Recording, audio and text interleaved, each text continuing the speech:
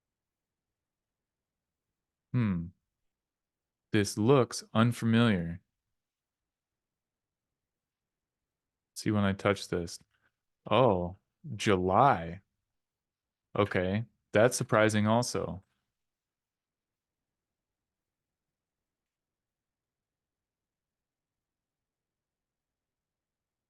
Okay, let me look in code block test. Oops. Okay, I remember this, but that's not what I'm after right now.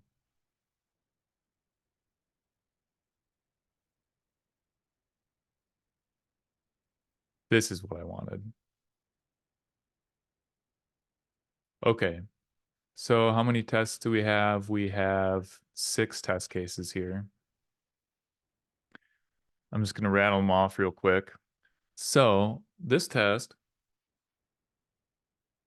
and by the way, PyTest I find much more difficult to read than RSpec. That's why I added these comments. When the current buffer is empty and we insert a code block for a new file called martin.rb, then the result is that the current buffer is martin.rb. Okay. And then the next test, when the current buffer is not empty and we insert a code block for a new file called martin.rb, the content of the martin.rb buffer gets replaced with the inserted code block. Okay, I'm going to just go down to the bottom. Given an empty code block, when we try to insert this empty code block into a new file, then the current buffer should contain the text, no code found in response. Okay, so before I try to reproduce this bug in a test, I want to reproduce it manually, but in a simpler way. So I found that I can do this. Write me a file called one.rb. Okay, perfect. Now I'm going to say write me a file called two.rb. Okay. Now I'm going to go back to one.rb and I'm going to say write me a file called three.rb. I'm going to see where that goes. Okay, that went to the right place. 4.rb. That went to the right place also. What if I repeat this and say 4.rb again? Okay, that reproduced the bug. So let me see if I can reproduce the bug in an even simpler way. Okay, write me a file called one.rb and then two.rb. Then I'm going to go back to the tab for one and I'm going to ask it to write me two.rb again. Okay, so I think that's the simplest way to reproduce the bug. It's like when I have 2 tabs open and then I ask for a file with a name that matches the other tab, the one that I'm not on, it behaves incorrectly. So, So, uh-huh. were you expecting it to overwrite the original 2.rb? I'm Oh, expecting. Okay, let me go through this again and make the file contents a little bit more distinct. yeah.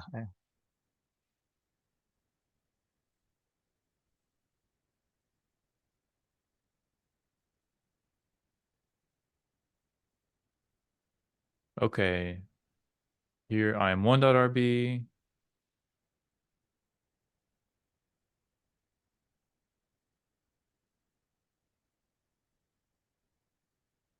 Okay, I am two.rb. So now we have these 2 distinct file contents. Now I'm going to say update two.rb to have a new line. This is great. Okay, so it did the right thing, but it overwrote one.rb. I would expect it to, oh, it did. Okay.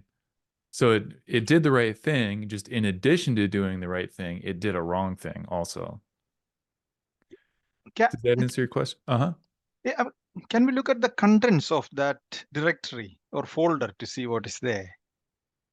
Good idea. So we have some cruft left over from before, but we just have all four of Okay, these okay. files. Yeah. Yeah. So basically the buffer got overwritten, but the file didn't get overwritten, right?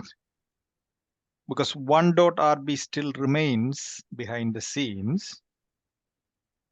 No? Yeah, and if we Yeah. cat 1.rb, it just Yep. has the original content. Yeah. So it so happens that I did some troubleshooting off the air last time I worked on this, and I figured out why it was, but I kind of want to reproduce the troubleshooting process so that people can see it. So I'm gonna again open my test file here. So we want a case. Okay, I actually think we already have a test that covers this, but the test, for whatever reason, doesn't reproduce the buggy behavior. So let's see if this test is it. When some content exists in tab A and we insert a code block into tab B and we navigate to tab A and we insert another code block into tab B contains the application code. Okay. So I think we want to add another test that's similar but not quite the same.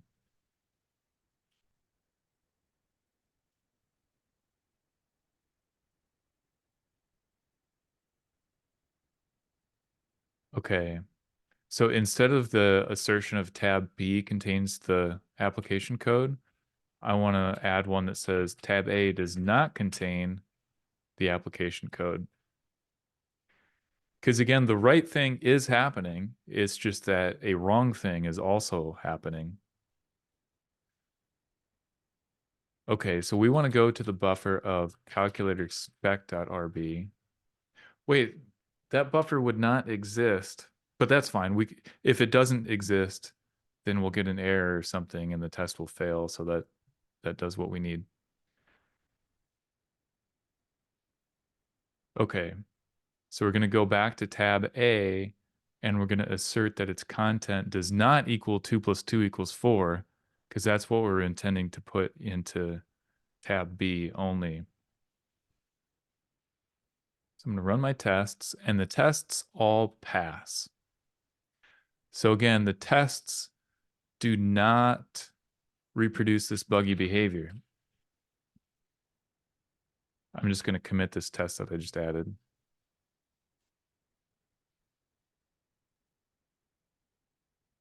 Okay, so there's some difference between the way the test environment is behaving and the way it's behaving when I exercise it manually. So let's open the code for this. Here's where we write a code block to the buffer.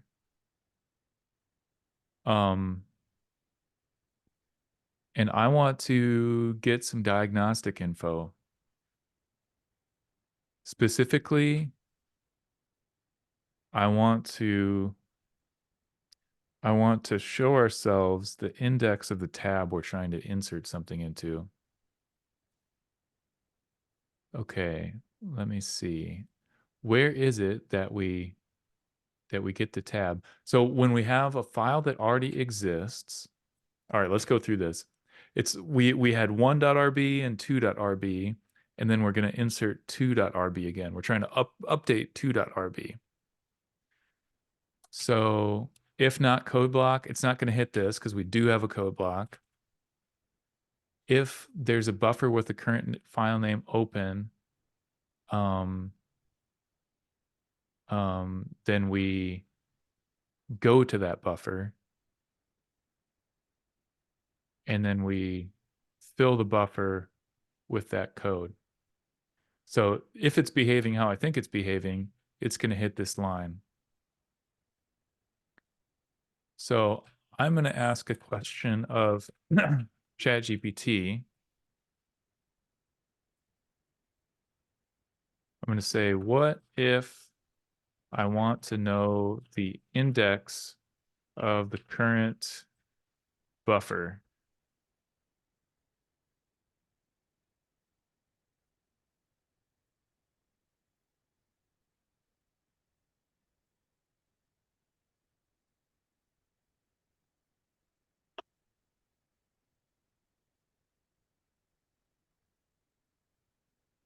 Hmm.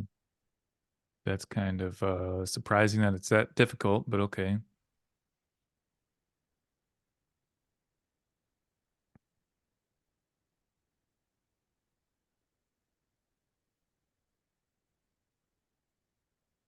Okay. Okay, I guess let's do this. So I'll just put this method like right here. Gotta indent it properly. There we go. Okay. And now we'll print the current buffer index and we'll do it, let's say right here.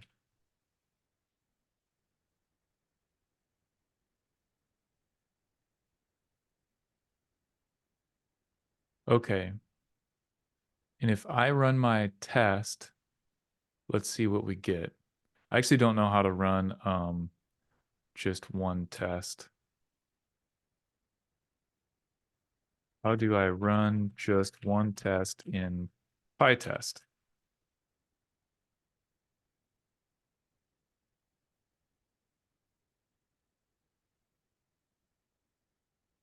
Okay.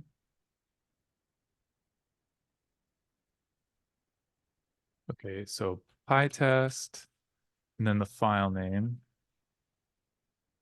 and then the name of the test, test 6. Does it need Okay. 2 colons or something? Oh, yeah, good catch, thanks. Okay, but it still says not found. Okay, I'm gonna maybe try something else.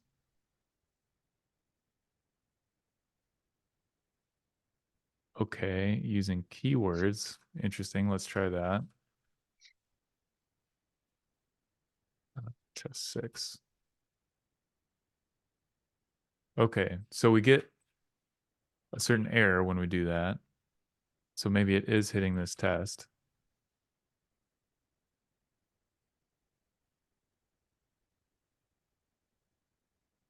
Hmm.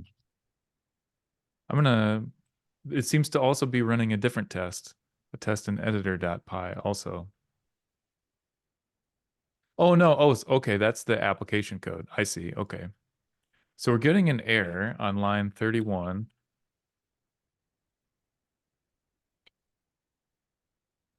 Self.invim.list buffs. Okay. Invim object has no attribute list buffs. Okay, so I'm going to tell GPT about this.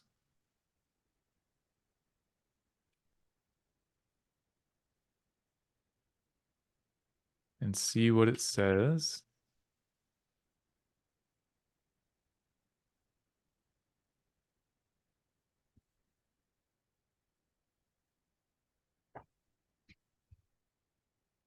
Okay, it looks like maybe it hallucinated.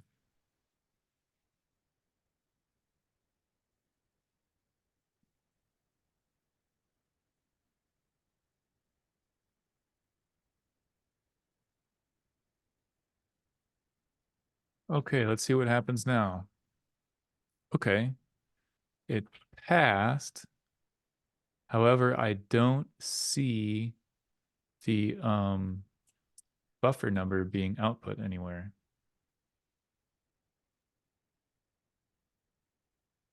Um,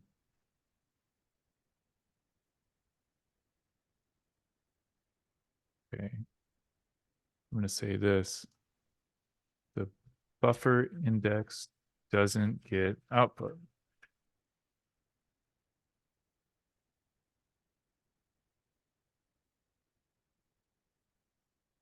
Oh, PyTest captures and hides the output. Okay.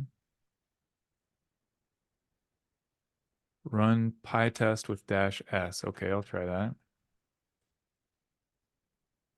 Current buffer index 2. Okay. Oh, so we're in there now. Yep. Okay. Now that's kind of interesting. The buffer index is 2. Okay. I happen to know that the buffers are not 0 indexed, they're 1 indexed. So if we have two files, 1.rb and 2.rb, the index of the 2 tab would be 2. And so that's the tab that I would expect to be on. Okay. Now let's run through this manually again and see what happens.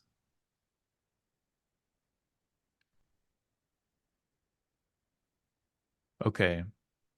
But the problem is that there's nowhere where I can see the buffer index. So I think we need to modify editor.py. Whoops. So that it shows the buffer somewhere.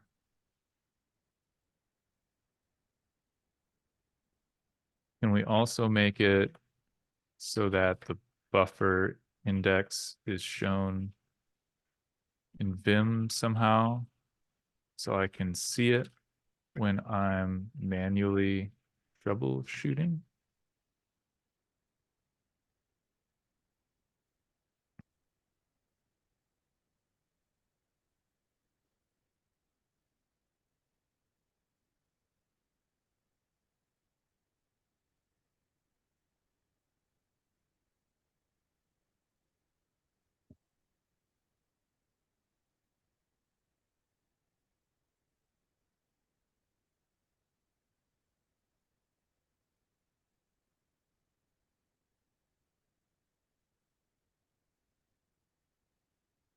Okay.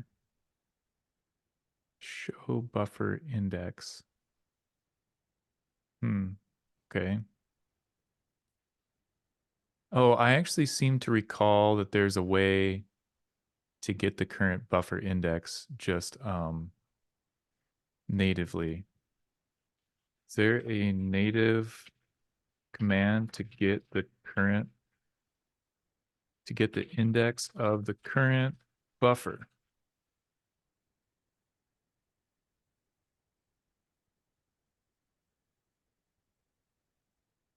Okay. Let's see what this gets us. Okay. We see a number 1 in the bottom left there. All right, so I'm going to do this.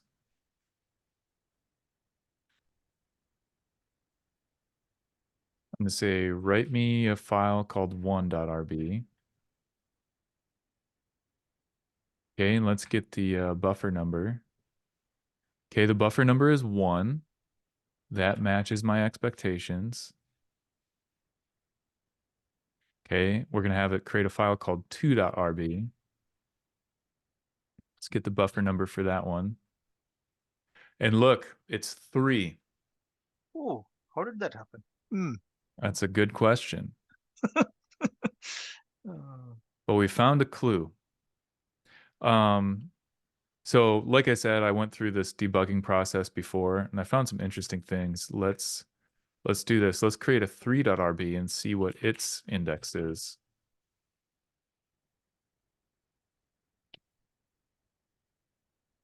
Its index is 5. oh. So it seems to be skipping one each time. And only when I manually invoke these steps, not in the test environment. So So, uh-huh. are you saying if you run it from the command prompt without no, if you don't open the files, there is nothing in the buffer. But I didn't get what you said, that in a different scenario, the buffer indexes will be different. Which scenario is that? When we run the test, remember when it output the buffer index and it said 2? Ah, okay. Mm-hmm. Yeah, but here we never get an even number at all. Yeah. So that tells me that it behaves differently. Mm. Yeah, so let's do some investigation.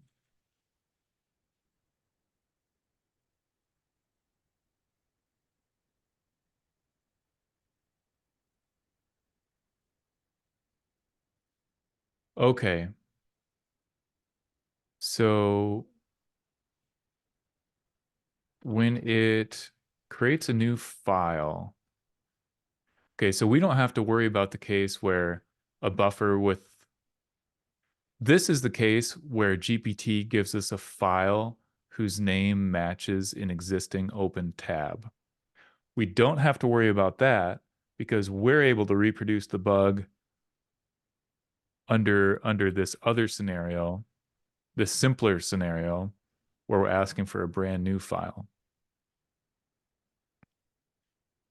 So for some reason, when it does tab new, um, it generates it generates a buffer with an index that is not one greater than the current buffer, but two greater than the current buffer. Okay. So let's see. And then on line 23, we set the contents of the current buffer to code block.split on the new line character. Okay. So here's a question. What if I just don't do any of this? What if I just delete all this?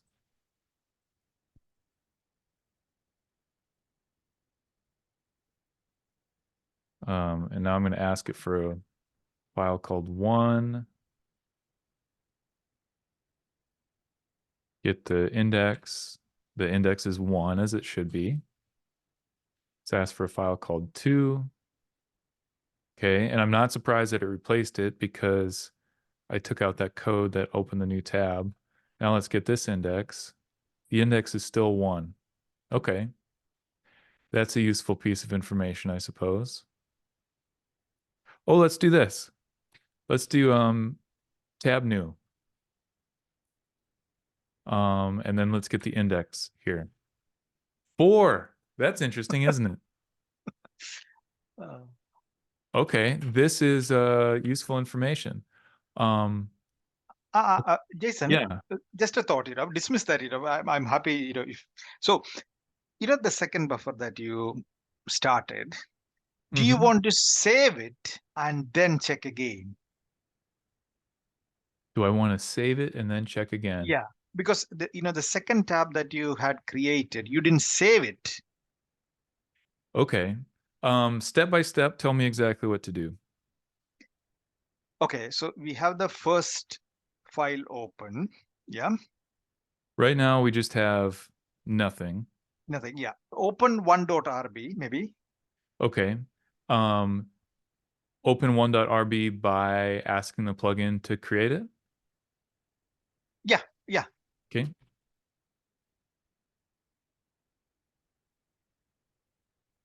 Okay. Now check the buffer at this stage. Mm-hmm. Okay, it's one. That's one. Now try to create a second file. Mm-hmm. Again, we are, yeah.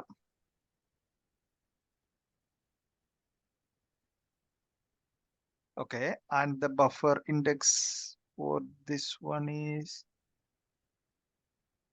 It's one again. hmm.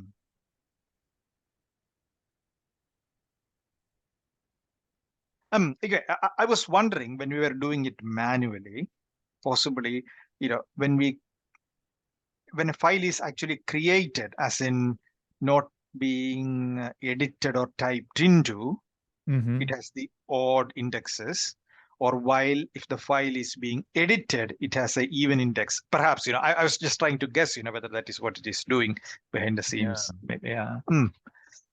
Yeah. And it might help to articulate what exactly is going on. Um, I think right now we have an incomplete mental model of how tabs and tab indexes work in Vim. And Yes. so there's kind of two problems. One is that the program isn't behaving as expected, but the other problem is that we don't even understand how Vim tabs and tab indexes work.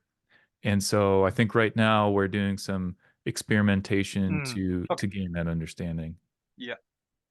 Yeah. Yeah, and this is interesting. Like as we went through this thing you just walked me through, Sanjeet, we see that the tab index is still 1.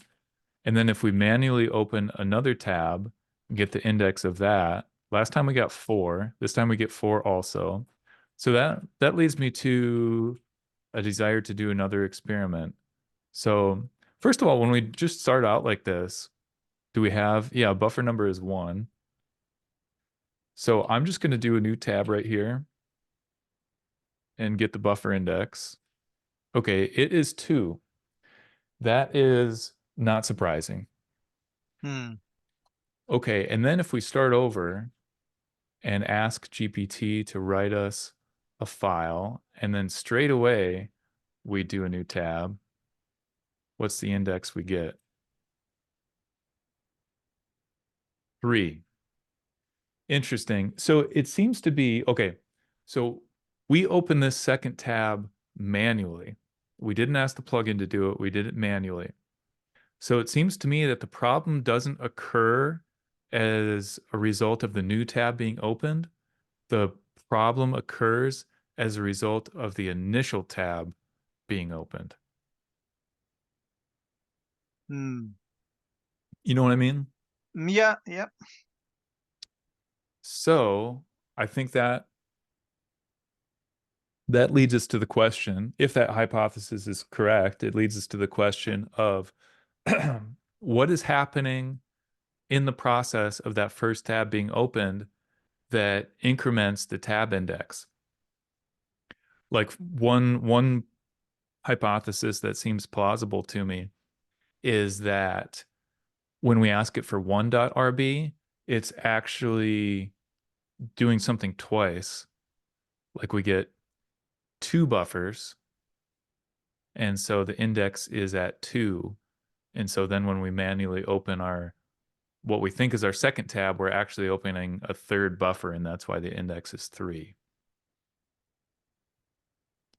I have no idea how that might be happening, but to me that seems like a plausible hypothesis. You think so? Yeah. It's possible, it's a case. Yeah. But Mm-hmm. we're slightly in the guessing game, aren't we? But anyway. Yeah, yeah. But I think it's a fairly educated guess. It's not a wild Yeah, of course. guess. Yeah. Yeah. Yeah.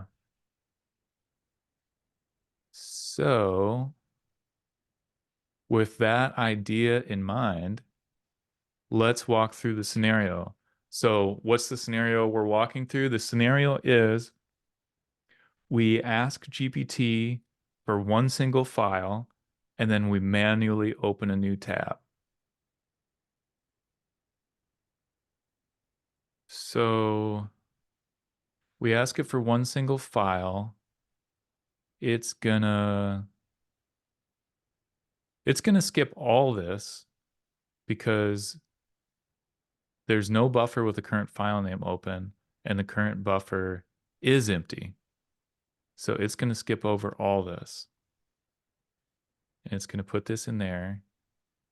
I'm curious what happens if we skip the saving. Okay, so let's skip all this. We know that's not happening. We actually know that that's not happening either. And we don't really need to save it. That's like irrelevant to what we're trying to do.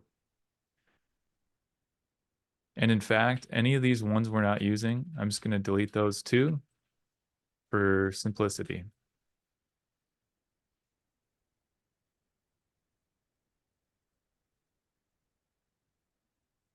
Okay, I hope I didn't delete too much. We'll see. Okay, so we say, give me a file called 1. Oh, okay. Okay, I deleted too much. Let me be more careful. I'll just mess with this method and that's all. Okay, so I'm stripping this method down to that one single line.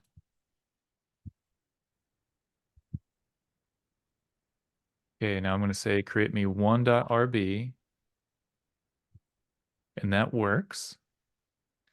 Okay, I'm going to get my index. It's 1. Get the index again, and it's 2. Okay, now we're getting somewhere.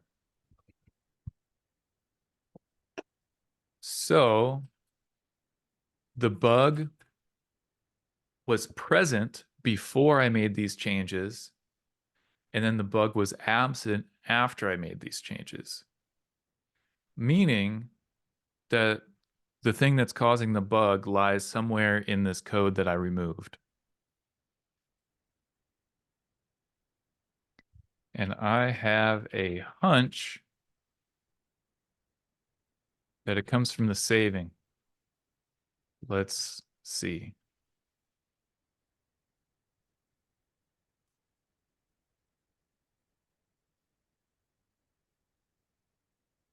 Okay, we have 1.rb, index is 1, and now the index is 2. So it would appear that the bug does come from the saving. Okay, let's do this. Let's save it manually and see if that gives rise to the bug or not.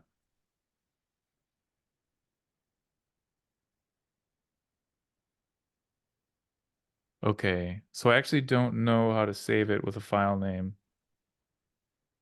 I think I do w1.rb. Yeah, okay. I think that was correct. Okay, and this tab index is 1. This tab index now is 3. Interesting. Okay. Let's try this. Let's manually do this. Okay. My tab index is 1. Then I save it as 1.rb. My tab index is 1. I do a new tab, and my tab index is 3. Okay, now we've reproduced it 100% manually without involving the plugin at all. And that is interesting and surprising behavior to me. To me, that is weird.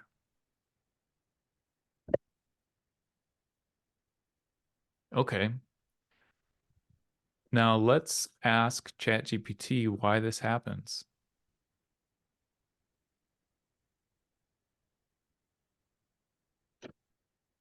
I open Vim. I type some stuff. I run w1.rb. I run, whoops, tab new. I run buff in our echo buff in our. Here we go. I expect number 2, but I get 3. Why?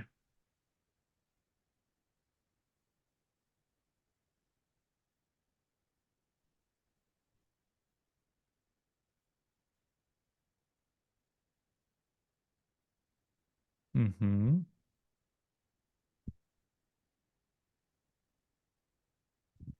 Okay, tabs and buffers are different concepts.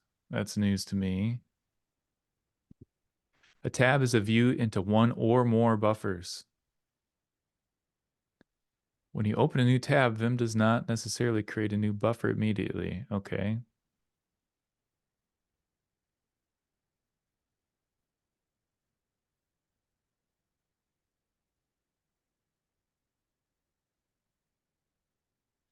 Okay. So that tells me that this buffer business is a bit complicated. Okay. Well, that's all fine. Maybe let's now go back to the code now that we have this enhanced understanding and see what we can figure out.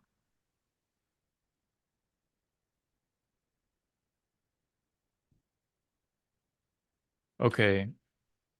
So what we want is when there's a buffer open that matches the current file name, we go to that buffer.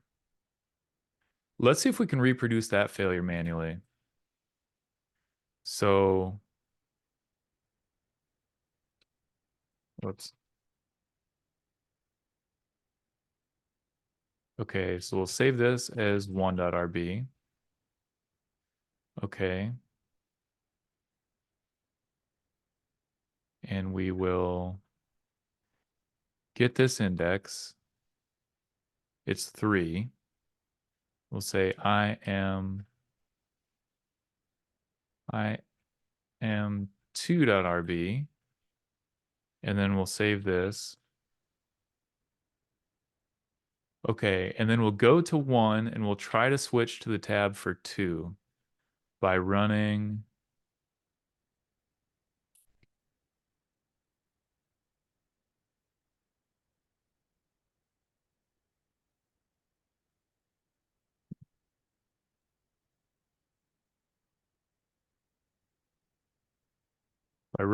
buffer and then the file name. Okay, buffer 2.rb. Whoa. Okay. Now we've um now we've reproduced this bug completely manually. Okay. Interesting. Let's see if we can get an explanation for this. Okay.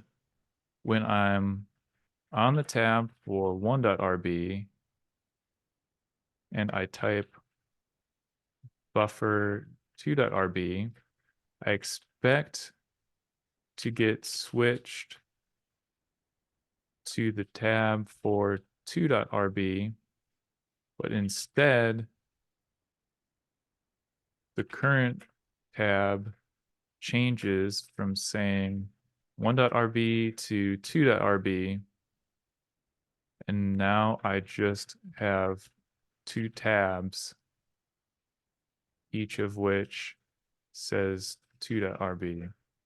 Explain this to me. While it loads, sorry, I'm a bit inexperienced, so this might not make much sense. But can you see just before what you've put into ChatGPT, it says like to get a clearer picture, you can kind of see all the buffers. Would that be helpful in this like problem solving process? Okay, I didn't 100% follow before.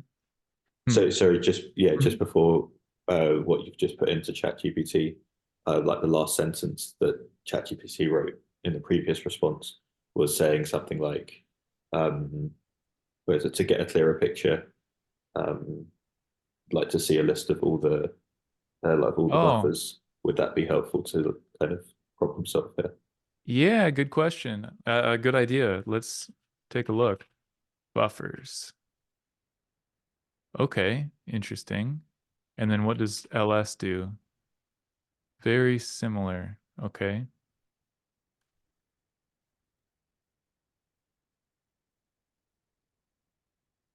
Okay. Um, that is good to know about. I think what I want to know is what command can I invoke to switch to a specific tab? That's the question I'm trying to answer right now. Um, okay.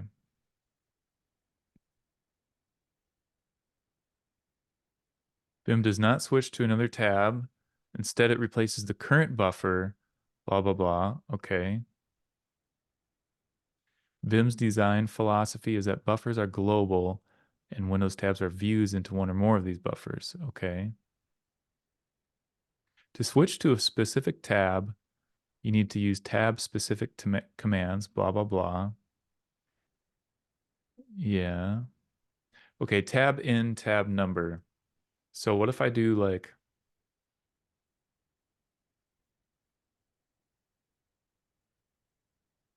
all right, so I'm gonna put I am 1, save it as 1.rb,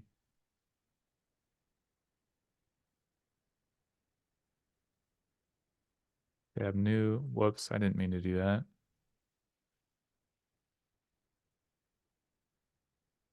Okay. Puts 1.rb. Okay. Tab new. Puts 2. Save this as 2.rb. Okay, and then I'm going to do tab in 3. Oh. Okay. Tab in 2. Okay. So even though this is buffer index 3, it's apparently tab index 2. All right.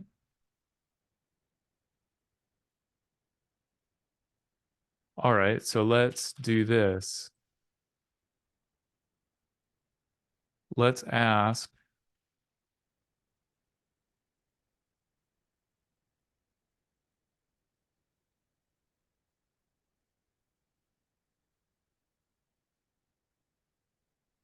how can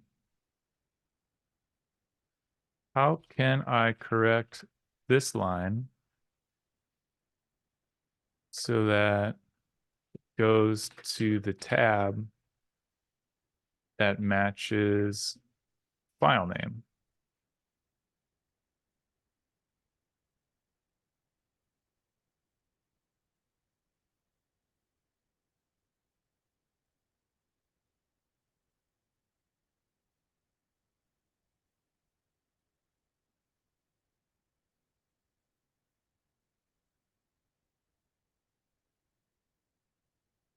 And before I try this, I want to try to reproduce this bug in the test environment. And we'll wrap up shortly because I see we're almost at the end of the hour.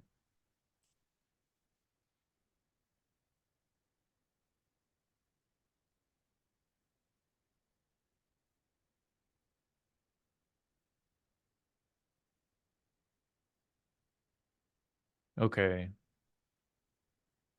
So I'm going to change this to be more similar to what we just did.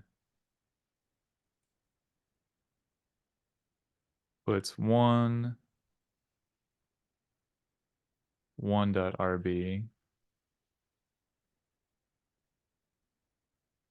Insert a block into tab B.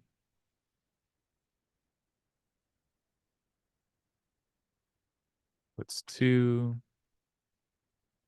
We navigate to tab A. 1.rb. And we insert another code block into tab B.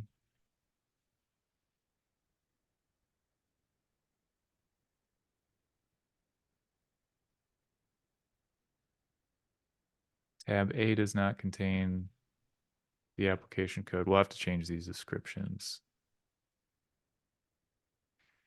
Actually, this needs to change. It's like, all right. If I do tab in 1, yeah, I think I want to do tab in 1.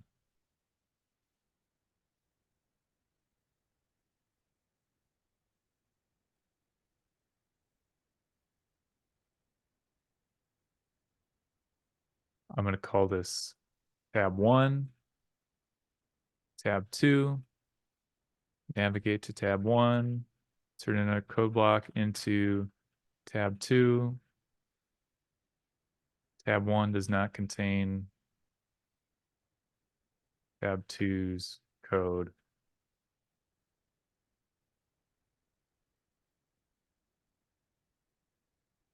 Let's see what we get here.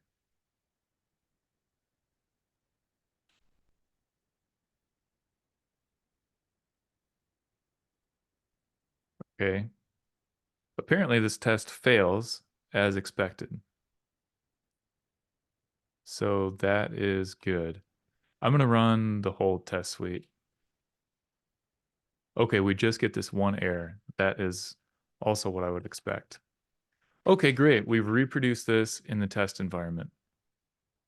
Now we know if we write code that fixes this, that will be covered by a test. Okay.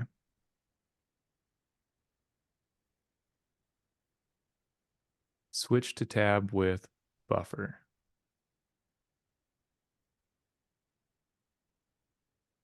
Okay, switch to tab with buffer.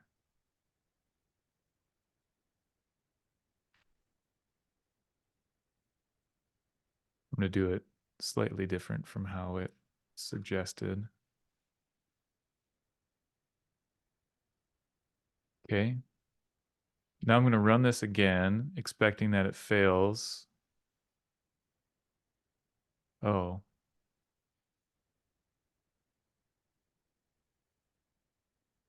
Okay, so I need to make my test clean up after itself. I need to delete 1.rb and 2.rb.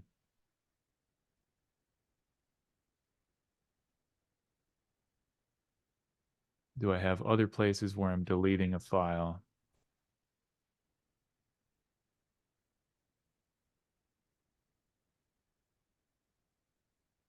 Here it is, os.remove.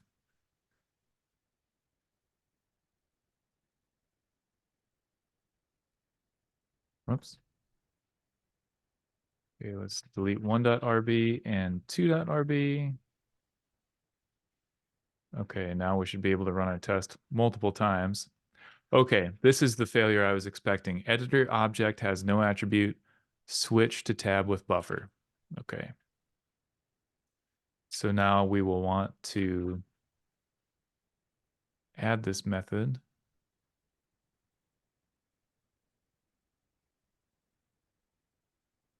I'll be surprised if it works just as is. Okay, file exists. Well, that is, well, I guess it's not that surprising because I think maybe control never reached there. I'll have to put that in the teardown.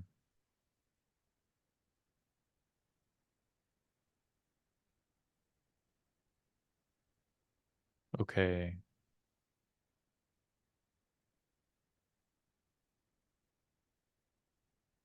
How do I add a teardown to this?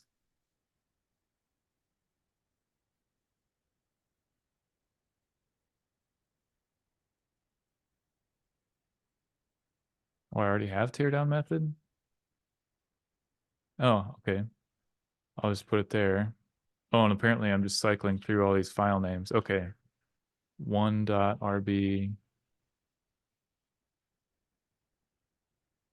2.rb. Okay, wonderful.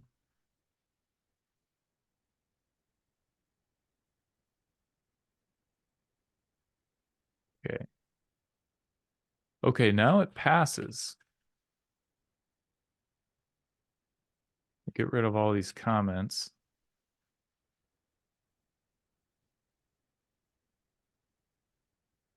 Okay. I'm going to run all my tests now. Okay. Got a failure. File is loaded in another buffer. Okay.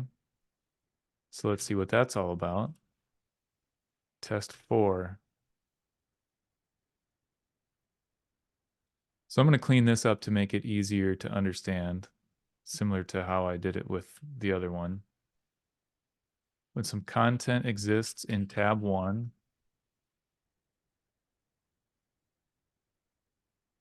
we insert a code block into, you know what? I'm just going to copy from the other one.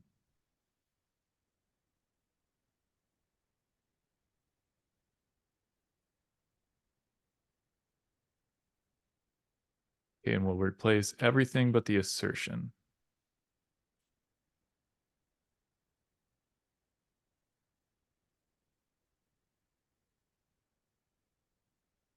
Okay, tab 1 still contains its original code.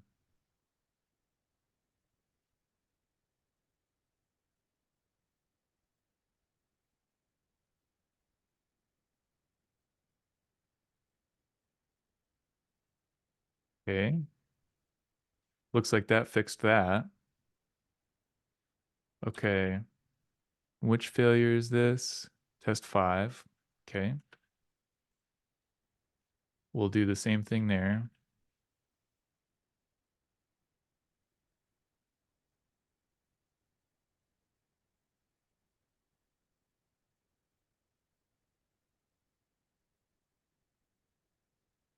Okay, tab 2 contains the new code, we'll say.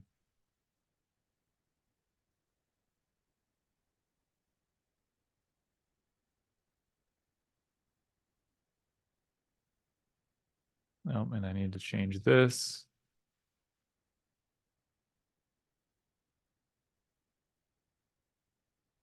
Okay, I made a mistake here. Okay. But I think this might be an exact duplicate of this other one. Oh, no, it's not. Okay. Okay, so all the tests are passing. Now, let's run through it manually and see if it works as expected now. Okay, so we can say, write me a file called 1. Now we can say, write me another one called 2.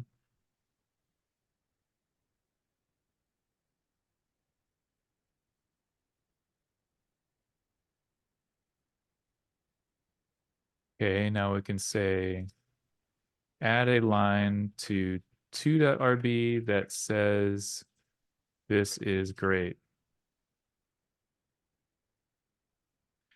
There we go. Bug fixed.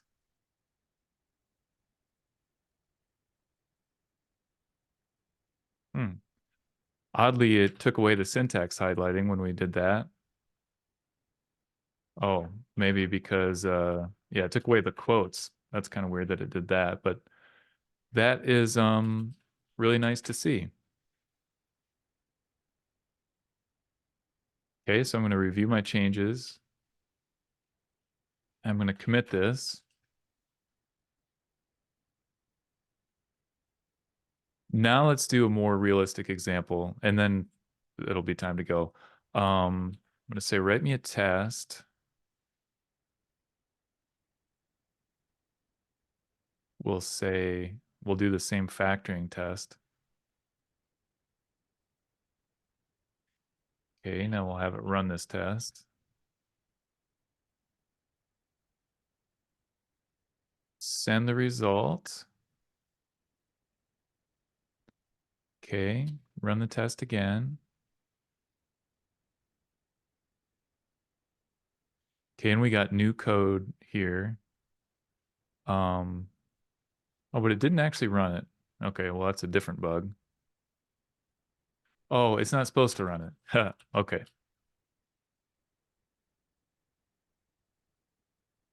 Undefined method factor. Let's see if it's smart enough to well, no, I'll just add this manually. Require factor. We'll run it again.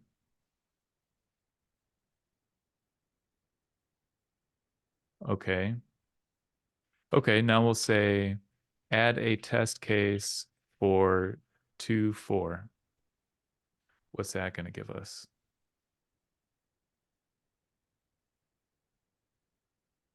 The suspense is killing me. Okay. So that's actually really weird what it gave us, but that's not our plugin's fault. Yeah, that's really weird. Okay, let's do this again. Add a test case that says 8 should return 2, 4. I think it just misinterpreted my prompt last time. Okay, so I asked it for that and nothing happened.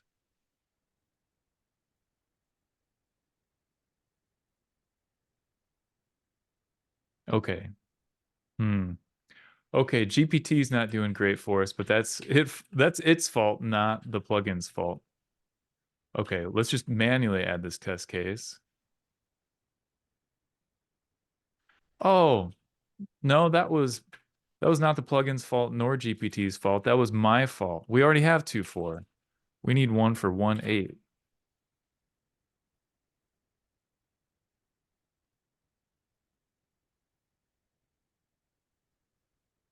No, still not right. Okay, we will. Oh no, okay, it added it. It just like replaced the whole file. Okay. So something still needs some work, but we'll set that to that. Ask the plugin to run our test. Okay. Now we'll send the result and see if it updates factor appropriately. Yes. Okay. And then we'll run the test again.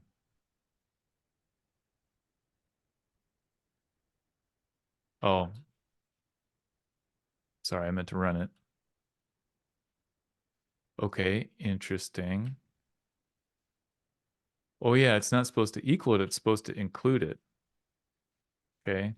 The tests shouldn't look for equality, but rather inclusion.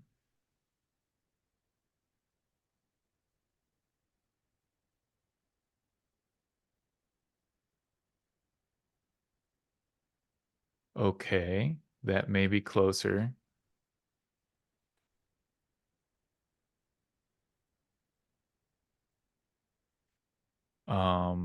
Weird. Okay. I think I meant to run it though. Oh, that actually works. Okay. It's not exactly right, but we're straying from the point. What I was wanting to do is test my plugin, not test ChatGPT's abilities. ChatGPT is doing an imperfect job of giving me the code I want, but that's not the point. The point is the manipulation of these files in the editor. And it looks like that part is working reasonably well. I will stop sharing my screen now. Any questions or comments or anything before we go? Nothing from it. Okay. Okay. Well, thanks guys for joining me, and I will see you next time. Okay. Thanks, Jason. See you then. Bye guys. Bye-bye. Bye.